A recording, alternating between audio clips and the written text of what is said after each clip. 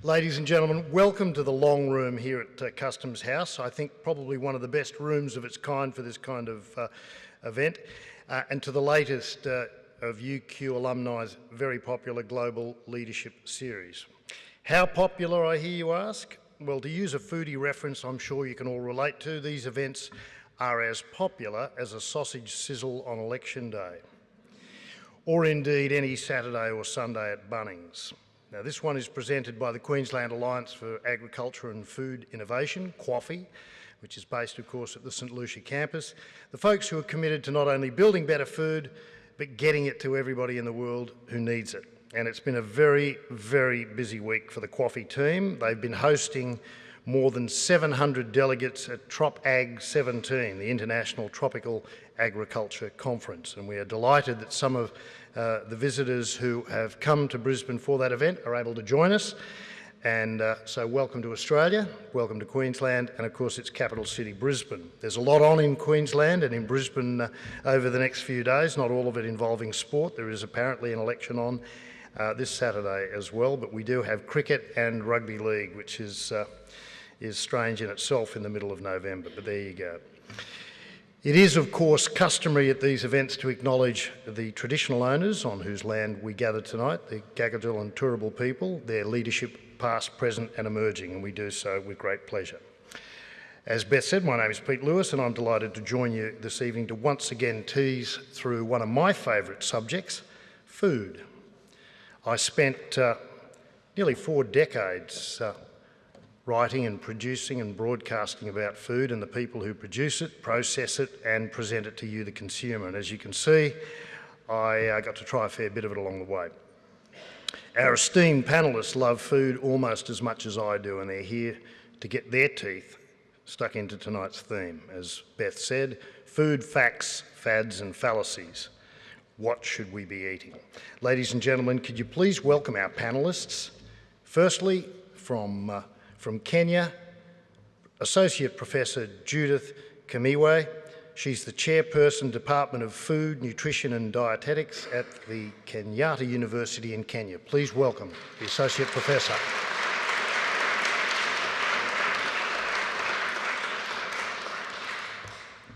And you can take any stool you like at this stage, Judith. Judith will be joined by another international guest. Please welcome Professor Louis Serra-Majem, President of the International Foundation of the Mediterranean Diet and Preventative Medicine and Public Health at the University of Las Palmas de Gran Canaria in the Canary Islands. Please welcome Professor.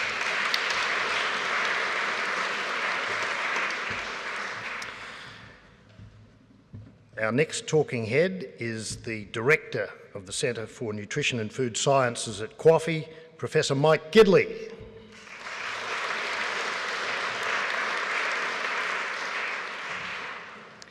And last, but most certainly not least, Professor Robert Henry, who's the Professor of Innovation and the Director of QAAFI. Please welcome Robert to the stage.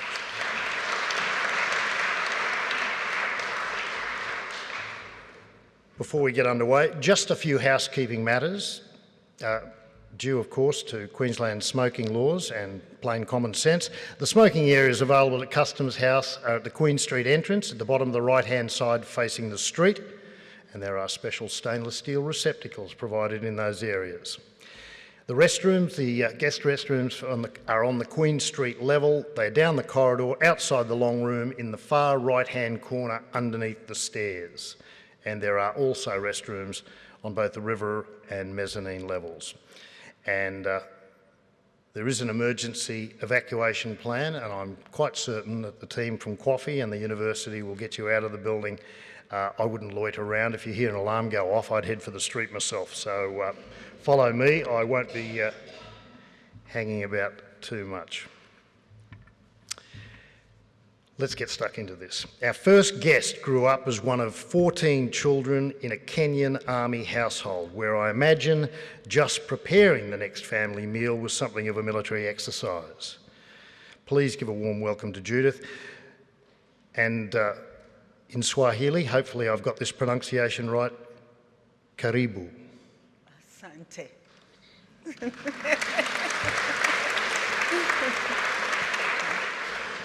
Judith, did your love of food and cooking start at a very early age? Yes. Cooking is a special hobby.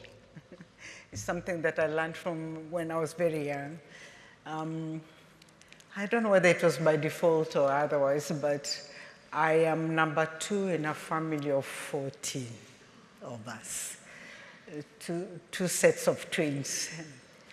And I was given a lot of responsibility as I grew up to take care of is it the cricket team or the football team, whatever you want. It'd be a cricket team with a couple of spares here. Yes. And almost a rugby team. And to take care, of course, my daddy, people used to eat at home. He was an army officer. And my mother was a teacher, and she was a teacher of domestic science. So I learned how to cook perfectly, because my father was very particular about what he wanted, what he should eat, and also what we should eat. And so I guess that started my journey on nutrition. And here I am. Was your mother necessarily a stickler for fresh ingredients and the ingredients that were close to home and ones that people had always sourced and cooked? Yeah, we ate food practically from the farm because we grew up on our own food. You know, you grow your own food, you cook your own food. Everything is done fresh from the farm. So we didn't buy processed foods or cooked foods per se. I don't even recall when I first ate in a restaurant at all, because that was not a usual thing. You just made food from scratch. And the fact that my mother was learned and she was the wife of an army officer, her cooking was a little bit different. The foods were the same, but she cooked a little bit different from how my grandmother cooked.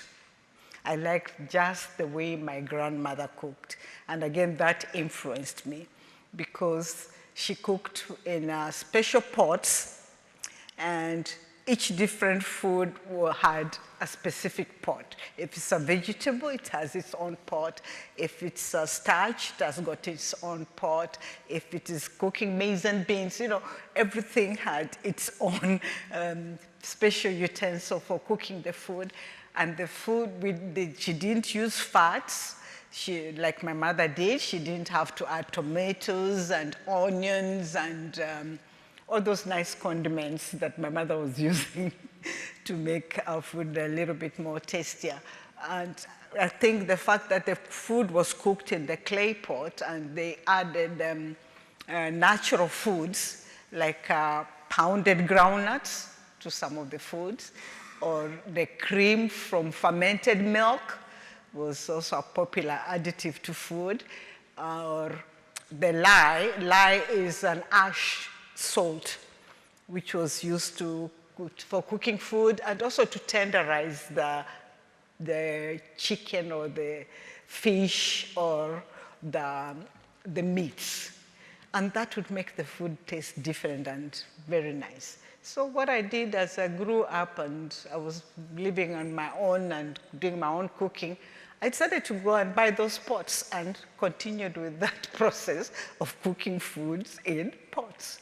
And I found that my friends enjoyed the food that I cooked in the pots than in what they themselves cooked in the normal saucepans. Yeah. And you've been able to build a career out of it. I'm sorry? And travel the world talking about it. How amazing is that? Yes.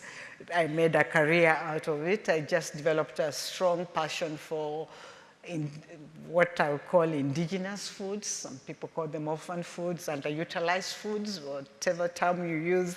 I just know they are good foods, original foods. And up to now, I still cook my own food from scratch. I go to the market, buy food, come back home and cook food. I never usually satisfied with what I'm eating from a restaurant. Somehow there's always a fault, or something is not tasting quite right, or something is not looking just the way I would like to. So I only eat out when it is by default. Like now I am in Australia, Brisbane, I can't cook on food, so I have no other ways but to eat out. We might ask you a little later about what you think of Australian food, but for the time being, Judith, thank you very much. Thank you. Our next guest has also travelled a considerable distance to be with us tonight, and in the Catalan language, benvingut, Lewis. Gracias, moltes gràcies. Where did your love of food come from? And particularly, where did your love of Mediterranean food come from? Well, having just born in the Mediterranean area, and I've been learning to love food because the best way that you can express your love to your family is to preparing food, learning them to cook, and to preserve that tradition, which is a cultural heritage that we have received for hundreds of years. And it's pity to lose this heritage, all these things, because it's a part of our culture. It's not only part of our health, but it's part of our culture. Very important. It's a identity for us. And did you come from a big family, as big as Judith? Not so big, not so big. But I have 3 sisters and 3 brothers. We are 6. And so my father was an engineer, my mother was a teacher. And so food was a very important part of the daily living in the family, and we used to sit at the table, not just to eat, but to eat together. That's very important also. Now, I think one of the enduring benefits of post-World War II immigration to this country has been the positive impact of dietary habits. The immigrants who came to this country brought all those traditions and all those things you spoke about: sharing the meal, preparing the meal, and actually sitting down together at a meal, and all the milestones, the significant events in the course of family life centre so much around food. As you go around the world, do you notice wild variations in that kind of thing? People who are doing that to a greater or lesser extent, possibly a much lesser extent these days? Yeah, well, it's difficult. In general, the mixing cultures has a positive effect on the food culture. If you look at the Mediterranean diet, it's a result of many different cultures that have converged. And we have influence from the Romans, but also Phoenicians and America. So all this has produced this pattern, that dietary pattern. And sometimes when you travel around, you find some, let's say, a kind of pattern that has been inviting us, which is the Western dietary pattern. So it's the fast foods, which unfortunately it's increasing its popularity in the first world, but also in the third world. So it's a way of eating that represents an erosion of our identity, culinary identity, you know. Sometimes when you are traveling, you can see so many of these movements of these big companies, and so that try to introduce us a Western dietary pattern, which is the same in Kenya than in Paris or in New York. And I see this like an erosion. I mean, there are positive things, of course. The globalization is important, has positive results, but also has this negative trend, which is really harmful not for our health. It represents one of the main causes of obesity worldwide. So it's something that we should take into account. It's not our enemy, but it's some a kind of negative globalization from my point of view. I'm sure people are going to ask you questions about that very thing. I always like sharing the stage with Professor Mike Gidley because I can always count on him to bring something useful and entertaining as a prop. As we indicated, he's the director of QAAFI's Centre for Nutrition and Food Science, and to suggest he has a gut instinct for the subject at hand could not be more accurate. For the sake of our friends who are listening on the wireless or as a podcast, Mike, what have you brought with you tonight? Okay, Pete. So tonight in my Tropag bag, Very nice. I have some healthy food. Good Queensland banana. And I wanted to talk about why this is healthy and why it's quite difficult for us to understand why it's healthy. Okay? So if you go to nutrition tables and say, well, what's in a banana? So what's good about it? And you'll learn about good things like potassium and folate and vitamin B, vitamin C, and that's all great. Then you look and say, well, actually, what's in there? What's the composition? So in a typical banana, which I guess is roughly typical, there's about 12 grams of sugar, about 8 grams of starch, about 1 gram of protein, about half a gram of potassium, and so on and so on and so on. And that's what you learn in the nutrition tables. And so what does that look like? Well, that's what that looks like.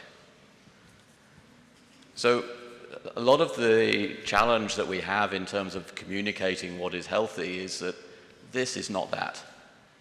And the fact that this is not that is got a number of fairly profound consequences. And it says that we don't actually have a way of measuring what's different between that and that. We can measure, we can measure all the chemicals in there, we can say what's in there, and that's what comes to there. But really what's good about it is the whole thing. So and for the sake of the people who can't see it, you're holding up a very small jar of what? So that's mostly a mixture of starch and sugar, because those are the two primary components in a banana, with a little bit of fiber and a little bit of protein. But that really isn't enough to describe what's good about a banana. And it is, of course, Australia's most favourite fruit, most Indeed. Consumed fruit. And an excellent one. I have a daily habit. If I miss my banana, I know it. So also, if you give me a license, I'd like to explain what's the difference between Most certainly. You're holding the banana. So I've got the banana the stage is yours. powder. But I also have a digestive tract. So when we eat our food, food goes into our stomach, as we know, and depending on how structured it is, it stays there for a short time or a long time. So if you had a set of powders, they wouldn't stay in the stomach very long. They get through and they start to be digested pretty quickly. So that means we get the hit pretty quickly. So this is your processed foods, effectively. This is saying you get the hit really quickly, the sugar gets to the brain, that's good.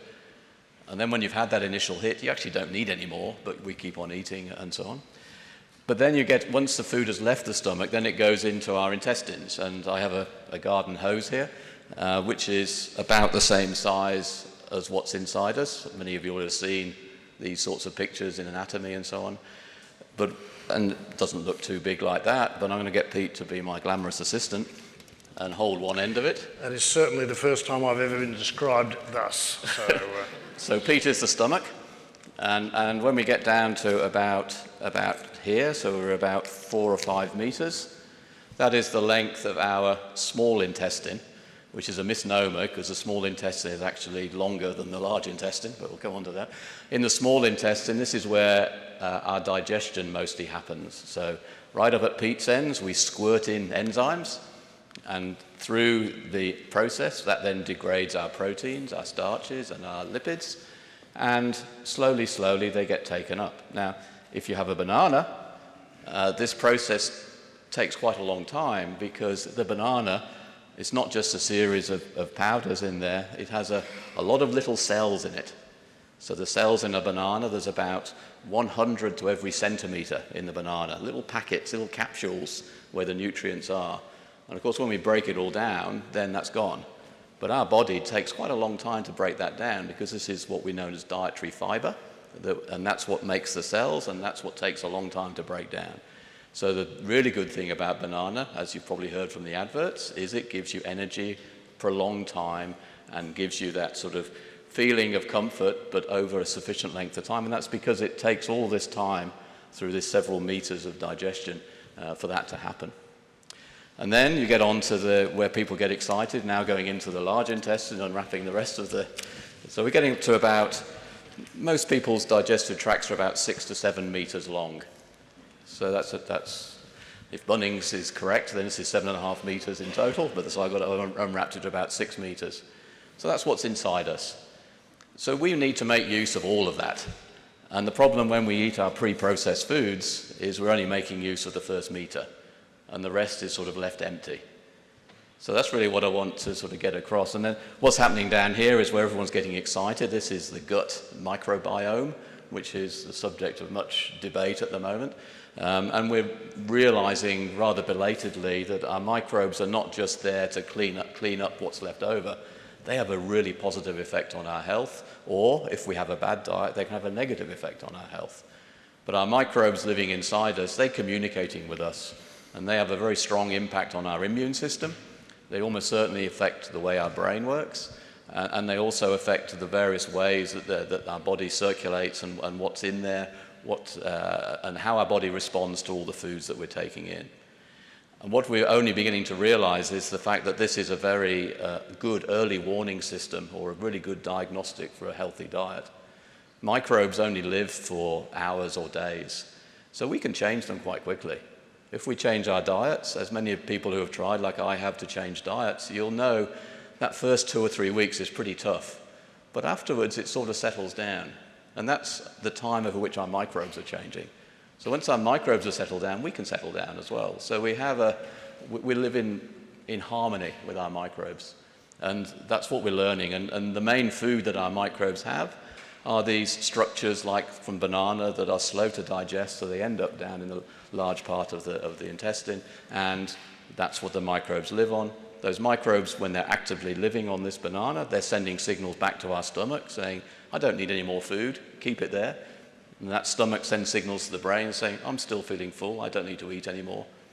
And so we've got a production line here, and we need to make sure that we're keeping it sufficiently full, but only slow and steady, and not get that big pulse. And we know now that that's actually pretty simple. Essentially, healthy diets do that. And if you've got that healthy diet, then it's the main characteristic of it is a slow and steady release of energy. And so that's really the main point about what's different between a banana and its components. Okay, Pete? Excellent. That was good, Mike. And once again, you haven't let me down in the prop department. That's outstanding. Now, as I said, our final panellist has been a very wanted man this week. Professor Robert Henry has literally been on everything but the Melbourne Cup favourite. If he wasn't helping run TropAg 17, he was presenting papers in it. And if he wasn't doing that, he was talking about it to the media at breakfasts, at lunches and at dinners. Little wonder he's looking forward to getting back to his day job as Professor of Innovation and the Director of QAAFI for a bit of a spell. Tonight, though, you're going to talk to us about ancient grains and superfoods. Yes, well, I think Mike's given a good introduction to some of the issues. We're talking about food facts, fads and fallacies, and we always have these trends, or we see in the media promotion of different types of foods, and recently you will have seen quite a lot of promotion of ancient grains. And I think from a scientist's point of view, we're always sceptical when we hear these things, and really, as in many other cases, there's elements of truth and value in this trend, but there's also some cautionary tales in terms of what's actually the truth behind this story. What people are usually referring to, unfortunately they use the term to refer to lots of different things, are some of the grains that we don't eat as much as we, particularly in modern times, things like spelt and teff and things that have been foods for a very long time but haven't been a major part of our diet. To say up front, the positive things about this trend, and if people want to eat ancient grains, the advantage, of course, is that they're diversifying their diet. It's always good to eat a wider range of things. But also they're more likely maybe to eat whole grain foods, and that's Mike's point, that we're much better off eating a whole grain food than a processed or refined food where we're just eating the starchy part of the seed. But of course, the ancient grains aren't necessarily any different to mainstream grains, and quite often they may or may not be higher in fibre or higher in fat. In fact, some ancient grains are actually higher in fat and lower in fibre than some mainstream ones. It is a matter of digging a little bit deeper and being, I guess, choosy about what you decide to eat if you're really worried about those sorts of things. I think the positive is they represent a wider range of things, some interesting tastes and flavours to add some interest to your diet, and I think that's always important, and to add that diversity. But I think the key thing we should be doing is eating whole grain cereals, particularly whole grain foods, rather than the refined ones. Now that conversation has really generated a heap of momentum in the last 5 to 10 years in this country among thoughtful consumers. Yet at the same time we are seeing obesity rates going through the roof, and we are seeing a clamour for more and more processed and refined food. So there's a couple of things going on at the same time here. I mean, we've never had, for example, an entire TV schedule that is crammed with people wanting to compete against each other and in some cases kill one another to produce better food. All these things are going on. There is a big conversation going on about food, and yet there are still a lot of people falling between the cracks and not eating the sort of food, Judith and Lewis, that you think that they should, and as Robert has just mentioned, that are available. Why is that? Is that also happening in Kenya and across Africa? Well, there's quite an interesting turnaround of events in the advent of new infections and non-infectious diseases like the non-communicable diseases. People have started to realize that there was something good about the foods they used to eat before.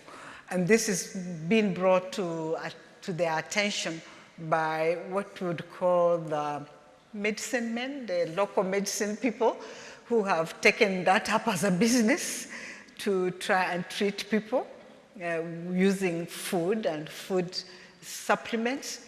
So now people are realizing that they are missing out on something. But what is happening, actually, we are going back to where we were before. Because a long time ago, foods had meaning, and certain health benefits or values attached to it. That if you eat this, you have more strength. If you eat this, you get more blood in your, you add blood. Or, if you eat this, it treats the diarrhea. And if you eat the other, or chew the seeds of a certain vegetable or fruit, it cures toothache. So we are actually going back to where we used to be before.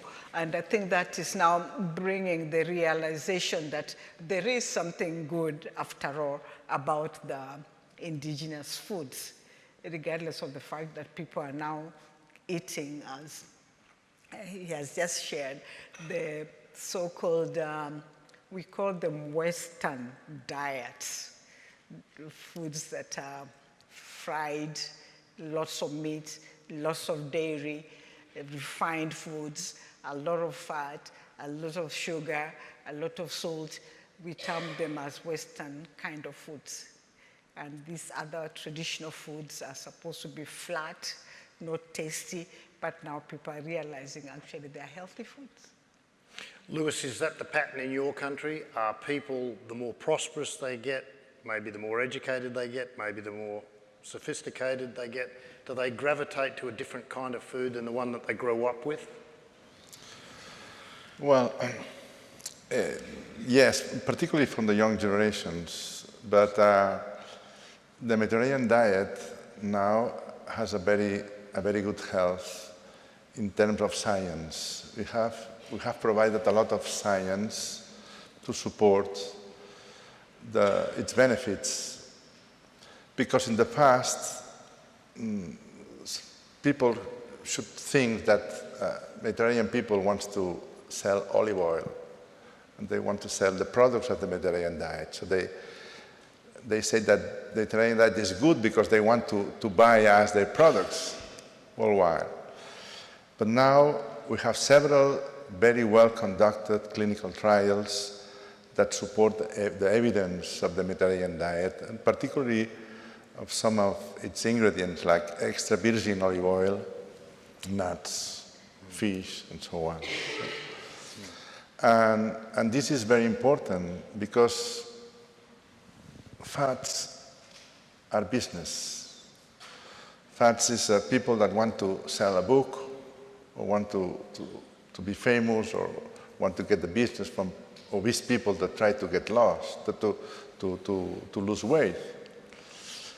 Mediterranean diet now has a very strong scientific support. We know, for instance, that Mediterranean diet reduced the coronary heart disease by more than 30%, reduced the risk of breast cancer, reduced the risk of diabetes, atrial fibrillation. Many, many diseases has some benefits of the Mediterranean diet. And also, we have another important achievement. Just 7 years ago, the Mediterranean diet was recognized by the UNESCO as an intangible cultural heritage by humanity. So we recognize now the diet as a cultural heritage itself. It's not only health, it's not only to prevent disease or to treat disease, but also it's a culture. And it was very difficult because putting a diet into the heritage and acknowledge of the UNESCO, I mean, we are used to see cathedrals or to see monuments, but not a thing like diet. And the reason is that we recognize that that culture needs help to get preserved. And this is the reason. And all these things are helping people to recognize and to follow the Mediterranean diet again. I think it's the two important achievements in the last decades. We're very neatly moving along Mike's garden hose like that banana. And so, yes, Lewis mentioned the fads and the fallacies. Why is it in the early part of the 21st century we pay so much notice to celebrities who bring out the latest cookbook or follow the health and well-being advice of someone like Gwyneth Paltrow, who, as near as I can work out, has no professional degree in any of these areas of food science and or nutrition? What is it about our need to follow the celebrity route, Mike? So this is not just related to food, right? So this is the reality of the social media age. And so opinions are easily sought, and the quality of those opinions is in the eyes of the beholder. So I do see this as, it's not just food, it's just one example of this. We see it in all aspects of opinion, in the environment, in politics, in whatever you look at. People will gravitate towards those that they feel some sort of affinity with. So the idea of expert opinion is somehow getting devalued, and it's a troubling thing to understand how expert opinion can be reinstated as the go-to place rather than the person you saw on TV last night. It's a societal question. I think it's not limited to food. However, I think one of the things that we can recognize is about the time-poor nature of increasingly more people. It's not necessarily cash-rich, but time-poor is certainly there. And that's not just about the propensity to go for the quick-fix fast food. It's also fighting for time to prepare food. I find that that's what I fight for time for. I fight for those 2 hours to prepare something I want to spend the time preparing. And that's really one of the challenges we face, that how do we accompany that, how do we make use of the time, how do we make our time available to ourselves so that we can take the time to prepare the food that we sort of know is good for us. Most people know what's good for them. It's not a question of that. It's more a question of, have I got the time, have I got the energy, the enthusiasm to be able to do that? And I think that's probably what we need people to be encouraged to do. And as Lewis was saying, that this whole idea about health is not just what you put in your mouth. Health is the environment in which you are eating. And it's about sharing things. And it's also about time. Going back to the time of digestion, actually the time of eating is a big part of that. So if you put your food in really quickly, it's going to go through your system really quickly, and you're going to get a boom and bust response. You eat relatively slowly, and then you will get a slow response. But it's difficult to find the time. So time is the enemy is number one, and number two is what do we need to do to make expert opinion more valued than it seems to be at the moment? Well, you need, Robert, I suggest you need to get out there and sort of be visible and say, you know, we're over here and we're still doing the hard work and we're actually developing some great things and some very smart ideas in food. But I guess that is a challenge, to get in front of all this other noise that is around in the food, stroke, health, stroke, well-being sphere, and say, we actually know what we're talking about, and we're demonstrating some really significant gains, not only in terms of productivity, but in terms of the nature of the food that is being prepared now and produced, and particularly into those food insecure parts of the world. Yes, I think that what drives people to make particular food choices is the sort of thing we've been getting at it. It's about why you would eat a healthy food or why you would eat a food that you know is not healthy. And the grains issue that I was talking about before provides some really good examples. I've worked in Japan and talked to the people there about their rice eating habits. And if you go back 50 years, they were eating a lot of things like pearl barley, which is cheap and highly desirable. It has dietary fibre that's much more superior to what they get if they eat rice. But rice is more expensive. And so as soon as they become affluent, as they became more affluent in the post-war eras, everyone switched to eating rice, largely because they didn't want to be seen eating the other products because they were poor person's food. So there's this social pressure to eat expensive food and to be seen to eat expensive food, regardless that overrides other things. And I think this is the sort of social media problem that we've got. So we've got to counter that message, all the social pressures about what you eat, with the message about the fundamental nutritional information.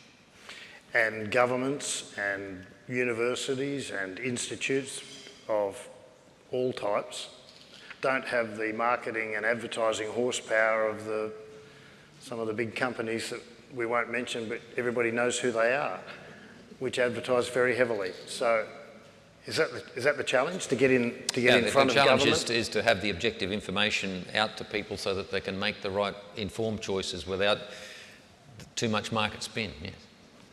I know that there must be a heap of questions out here in the audience, and we want to get to as many of them as we can.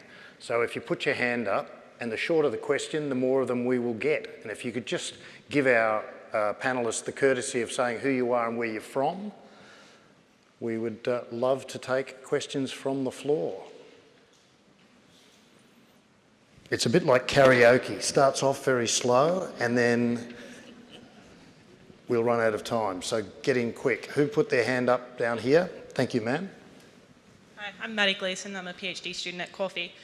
If we're taking advice from celebrities, does that say something about the quality of the communication that the scientists are putting out there about their information?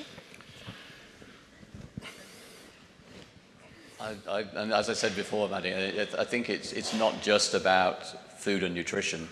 This is a broader societal question as to, in an era where there is an infinite amount of information out there, what sources do people go to? And I know there's a lot of research going on about this at the moment, and I think we need to understand what it is that will get people to respected and verified sources of information rather than opinion. And I think we don't really know. We're making these rules up as we go along. Social media phenomenon is 5 to 10 years old. I think in 5 years' time we'll have got it sorted out, but in the meantime, I think there's a lot of noise. So actually it'd be something we'd be interested to hear. Anyone's got strategies for how you can make it interesting and desirable for people to go to respected sources rather than to probably the more brash, the sexy, the more colourful sources that you might get. And I suspect in the food case, it's because the message is a relatively simple one. We all sort of know what we should be eating, but we choose not to. And I think we look for excuses not to. And I think if, okay, this celebrity said it's okay to eat this, okay, I'll go and do that then. So I don't have an answer, and I think it's one of those questions that will have bigger implications than in the food and nutrition space. I think one of the things that leads to is the pressure to turn the scientists into celebrities so that their message will be taken seriously, and we see a lot of that happening. Yeah. Usually the evidence is supported by a lot of studies. So, I mean, when you say that, for instance, a particularly dietary pattern is good for a particular disease, it's because you have a lot of studies that support that statement. And that represents a lot of work, a lot of investment, a lot of research.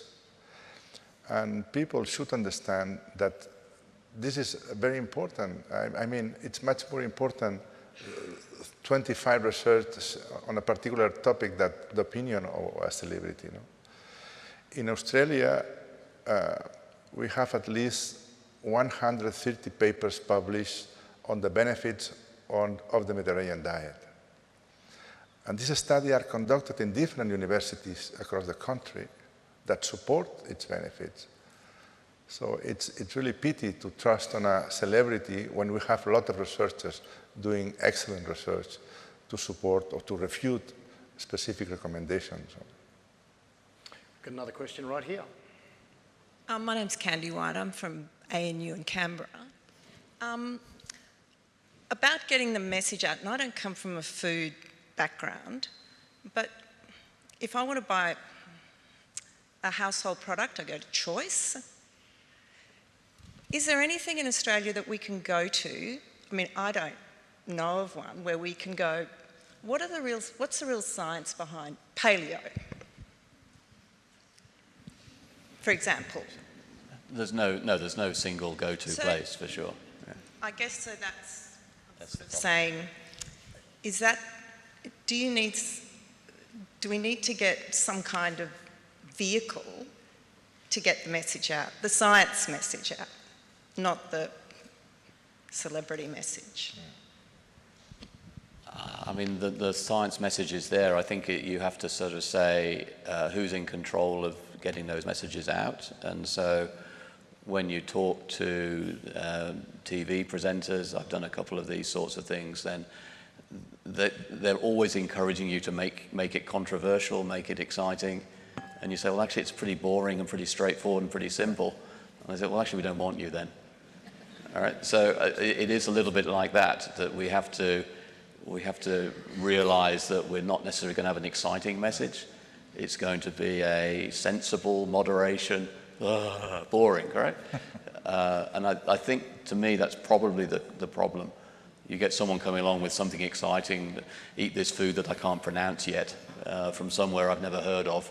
Oh, that sounds good.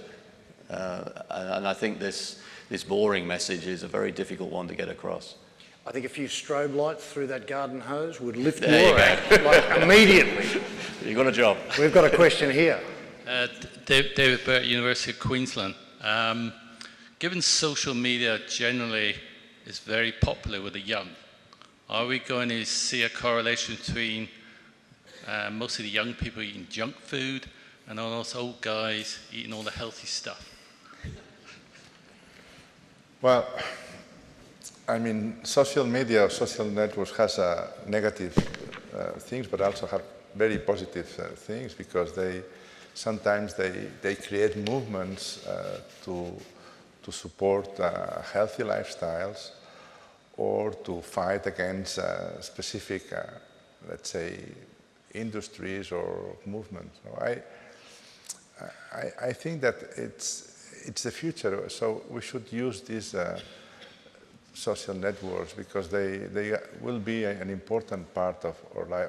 And many of the news that we that we could make in a specific research or in a specific news are amplified by the social media. And I can see the positive part of that.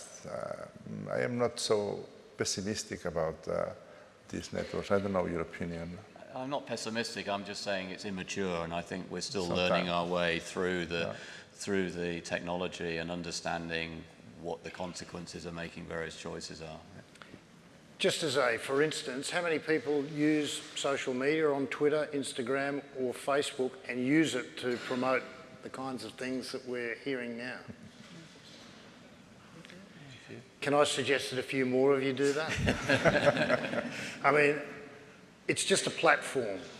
It's actually not the technology which is creating this, it's what's going onto it. So if you want to hip and shoulder dumb stuff off social media, you've got to actually produce it and get involved in the conversation. Question from the lady here. Hi, Salome Kidson, I'm a GP. We've seen within healthcare that a lot of changes can be profoundly escalated by targeting young people in primary schools. We've seen a little bit of this in healthy foods tuck shop policies. It's filtering very slowly. That also might be enhanced by legislation or specific guidelines. Would the panel like to comment on whether that might represent an optimistic strategy? We had an advocate from the horticultural industries this week at TropAg suggesting we should be providing free fruit in schools like we did with milk in the past. It's something like that might create healthy eating habits that persist into adulthood, and so that might be the level at which we have to tackle these problems. Yeah, I would say it's much better to do it that way around than to start talking about a tax on certain things, because that's a really inefficient way of trying to change habits.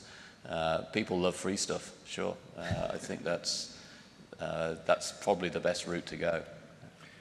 We worked with the school children around the school meals also, back home, as a way of trying to get them from an early age to appreciate the foods around them. And one of the programs that I saw that was very successful was the homegrown foods that come in from the community and are supplied to the schools for use, other than the relief food that was coming in from outside. And I've always found that whenever the children are exposed to these foods, they're okay with the foods.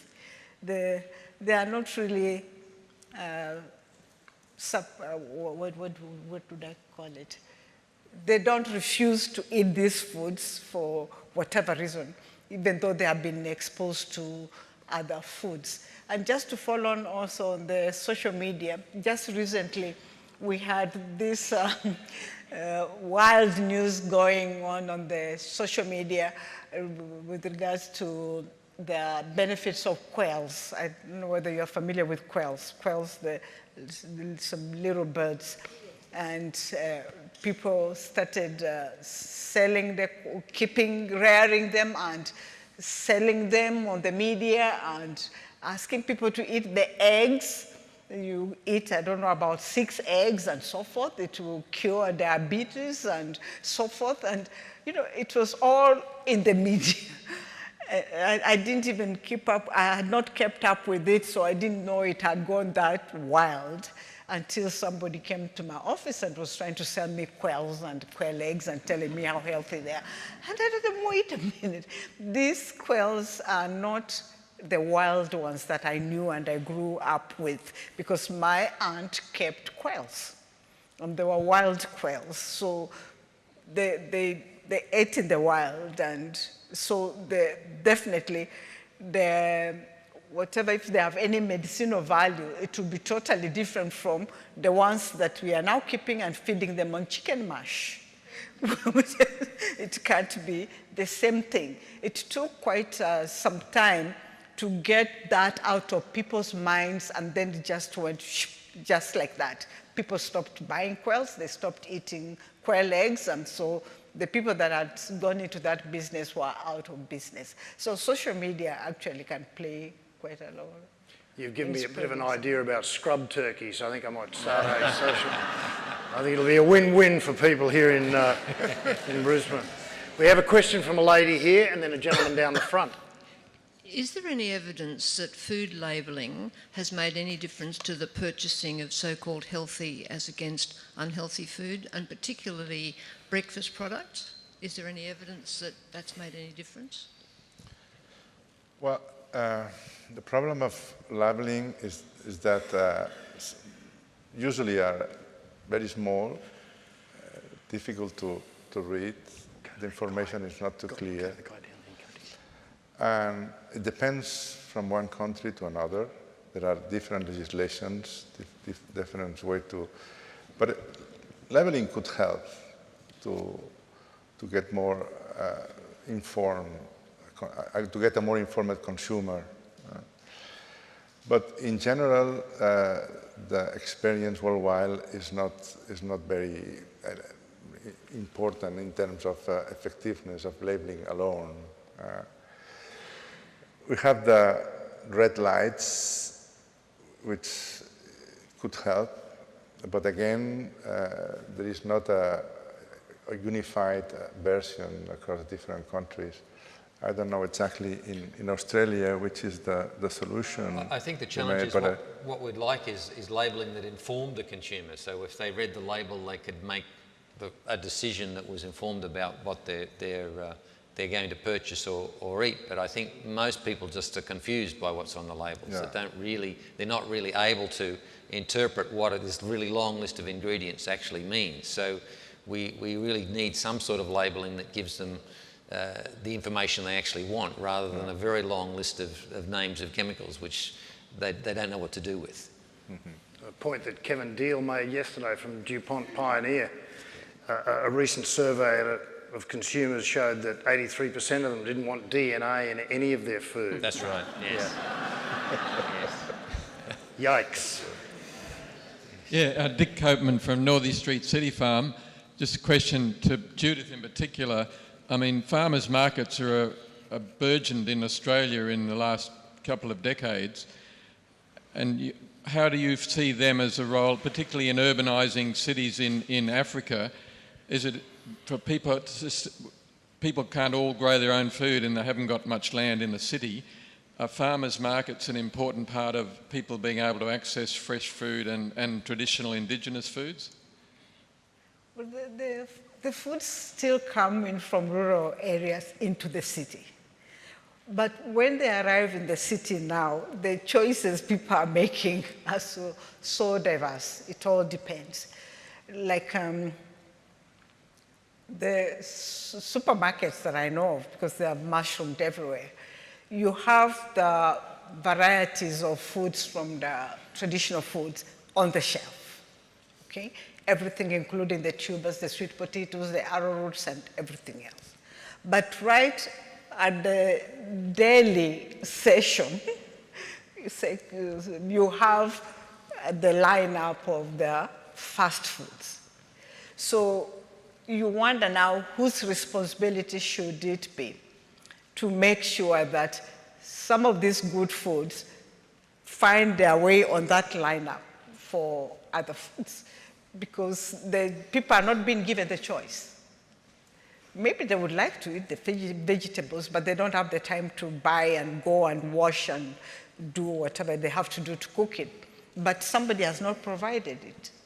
So that's why I keep strongly advocating for the food industry being involved, whether it's at retailing or at the processing or otherwise, but bring that food on the supermarket shelf in a state in which people can buy it and go and easily eat it. Because what I've seen is that when we have these ceremonies and functions, people usually serve traditional foods, and people eat them. It's not that they don't have taste or they don't have a liking for traditional foods. It's just that they are not availed to them in the way they should. Yeah. The pizza house is saying that you buy one pizza, you get 2 pizzas, and you get 2 liters of soda. It doesn't say, you know, you buy a pizza and then you'll get a fruit salad and you'll get this because mangoes are in season. I mean, they don't take even advantage of the fact that mangoes are in season, they are rotting on the market. Yeah. So it's a matter of prioritizing the marketing of these foods and packaging them in a way that they can easily be accessible to people. Question at the back. Jackie Walker, I'm a research fellow in nutrition and exercise at UQ. Just another question regarding policy. Given the known impacts of obesity on our society and looking further than just children and school environments, should we be changing the food environment within other settings where adults are, so healthcare settings in particular? Is that something that needs to be a step at this point in time? It's a really tough question, that, because yes, we all know what the answer is. But it's a question of getting people to that point where they're comfortable to make the dietary changes. And there's a lot of opinions that differ around this. So do you legislate for this, or do you encourage? Do you educate? Of course you educate, but then the question is, do you limit exposure of unhealthy foods or promote exposure of healthy foods? And that always gets difficult, and it's just difficult to put into practice. So education is everyone agrees with that, but I hear, and I haven't got a strong opinion either way, that you can have also unintended consequences if you start imposing taxes or adding subsidies. Is that what you're really saying? It's around the financial consequences, because the reason why the fast foods are so cheap is because we have really efficient ways of taking food materials and taking it back down to white powders. Those are really efficient. And until it becomes as efficient to get fresh food in front of people, then there will always be an economic disconnect there. So I think we've got to look at that as a challenge, one where we can win it with education, but I'm not particularly in favour of putting economic incentives in there, because I think it just distorts the system too much. But I know a lot of people would say that there is some value in that. You should reduce the exposure of these foods in the schools, of course. I mean, children cannot, for instance, buy sugar-sweetened beverage at the schools. Should not, absolutely. And they should not be able to buy processed foods also in the schools' canteens. These things are going to change, and we should provide them healthy options. And of course, there is a lot of barriers, there is a lot of, let's say, movement that will go against that, but I think it's the solution. We should protect our children to these processed foods and to this fast food movement, absolutely, at least at the schools, Time for 1 or 2 more quick questions. Lady here's got the microphone. Hello, my name's Anne-Maria Butler. I'm a psychotherapist practicing in Brisbane. Look, my question very much flows on from the question down the back. And one of the things I'm wondering, listening to all of this, is whether the whole issue of healthy eating, we're so clear now about the connection between, healthy diets and the impact on health, and if you want to look at it in economic terms, the impact on the cost to the community, etc., etc. I guess I'm wondering whether, as with something like climate change, this whole issue needs to be tackled at a much higher political and, I guess, economic level. I mean, I think there are some analogies in terms of, capitalism, business driving, the fast food thing, I guess, chain, etc., or the fast food processes. I'm just wondering whether we really need to go up to those levels and really approach it from a political perspective. And I guess one of the things I just want to comment on is looking at the messages we're giving out. And I think one of the things that's quite confronting is if one goes into our public hospitals right throughout Australia, where a good percentage of people who are actually entering the doors of the public hospitals are going in there for treatment for medical, I guess, issues that are often linked with obesity, etc. And then if you actually go and look at the food courts in our public hospitals and look at the absence of healthy choices in those food courts, it is really, really confronting, and I think it gives out an incredible message about where things are really at. More of a statement than a question, I think, but yeah, so, gee, should politicians lead more on food and associated issues?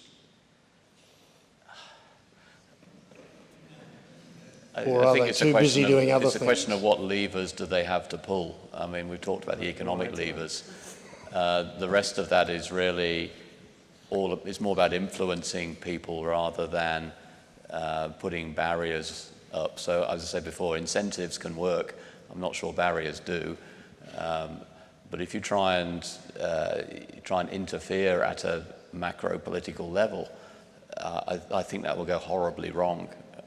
You just have to work it through the education process. But you can certainly maybe, the example you give about the hospital catering, great example, absolutely. And again, it's about resources. Because of the economics of the sector, it's about resourcing. And so there is a choice in terms of where the resources go. So I can certainly see the argument in terms of public hospitals that can be as valid a place to spend public money as it is on an extra nurse on the ward. That's a decision that's got a political edge to it. I agree, but sometimes in certain processed food, you can see labels like rich in vitamins and minerals, just to attract the population or to attract the mothers. And sometimes these products has 50% of sugar. So industry sometimes use the labels to attract the attention of the consumer, but they use at not wrong levels, but not the most important ones. I mean, that this is the danger, putting healthy labels in products that are not healthy, and it's a very often problem that we see in many products worldwide. A little plug for a Queensland invention. Not sure it's in every public hospital in Australia, but gee, it should be. Australia's biggest producers of bananas, the Mackay family in far north Queensland, have pioneered a vending machine that provides not only bananas, funnily enough, but lots of other fruit in small packets. There are avocados with a little spoon and biscuits and things. And they have gone into public hospitals and gone down extremely well. And they've also gone into school canteens and gone down extremely well. Now, it's very early days, and it's very hard to beat the people who make the fridges and fill them full of drinks with lots of sugar in them, but it is a bit of a start, and it has started here in Queensland. Quick question here. We are rapidly running out of time, as I predicted. Quick question. Good evening. Thanks for your time and all the advice. So, very simple and straightforward question to each of you. What is your stance on animal products, and should we eat them? Animal products. Careful how you answer that. You might lose your funding.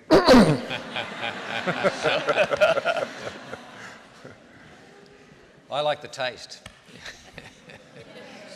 So yeah, in terms of if you say should we, then there is no reason not to. You can make arguments about certainly that you can have too much, but in terms of getting the balance, if you're looking at your individual health, then sure. You will see that normally you would want to limit the red meat, but not have much limit on white meat. But provided you have a healthy plant-based food diet with added meat, there is no real nutritional problem. You then get into other issues around ethics and greenhouse gases and so on. If that's part of the way of your thinking, that's fine. But from a nutrition and health point of view, absolutely. There should be no real. There's no general statement you can make there other than to say it's part of a healthy diet. Question right here. David Muir, I'm a founding director of Food Bank in Queensland, and I think food insecurity is a big problem in this country as in other countries, and this could well be a vehicle for driving a lot of this topic about nutritional food as well. We have a program, for instance, in Queensland where we direct food to 230 schools in the state, and that program will keep expanding. The focus on those programs is to get nutritional food into the bellies of the school kids of the state, and that is starting to get political attention as well. So in terms of political buttons and enlivening the content of the topic that you're talking about today, food insecurity may well be one of the vehicles to drive that because of the political interest in the topic.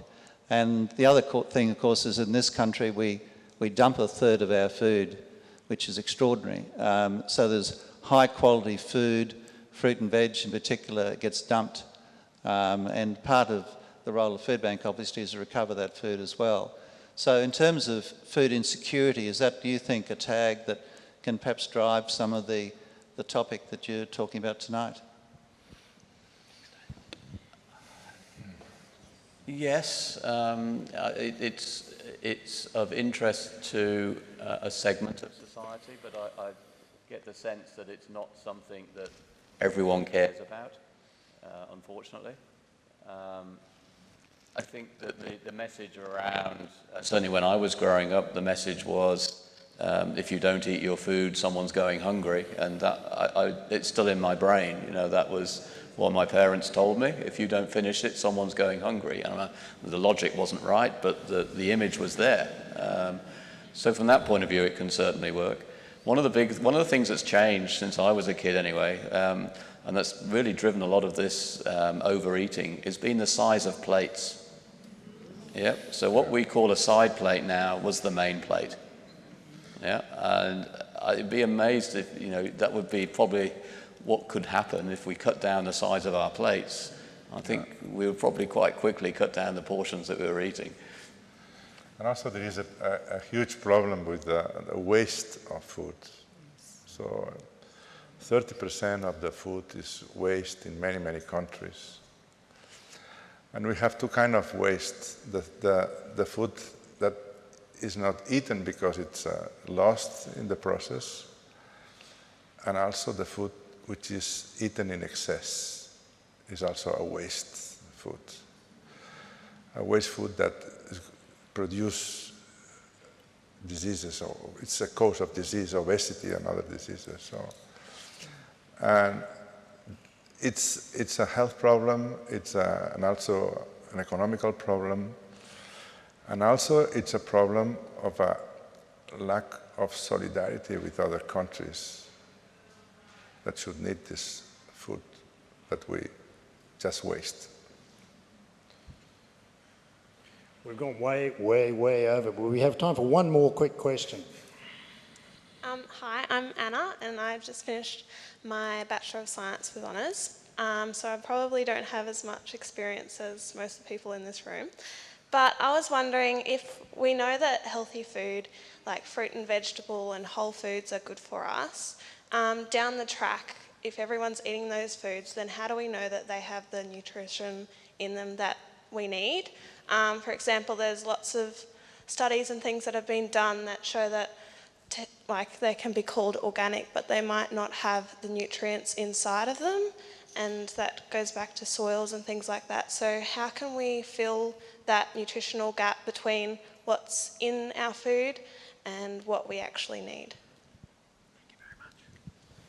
I think if you're eating a diet that's rich in fruits, vegetables and whole grains, that's the story, end of story. There is no need, if you're eating a variety of those foods, there is no need to worry about the nutrients.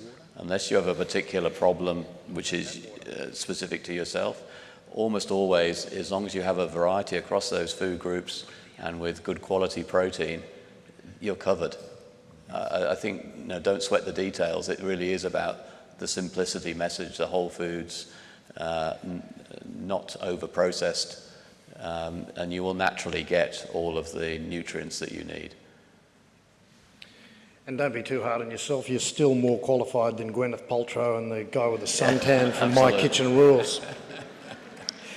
Thank you very much for your questions, everybody. Please thank our panellists.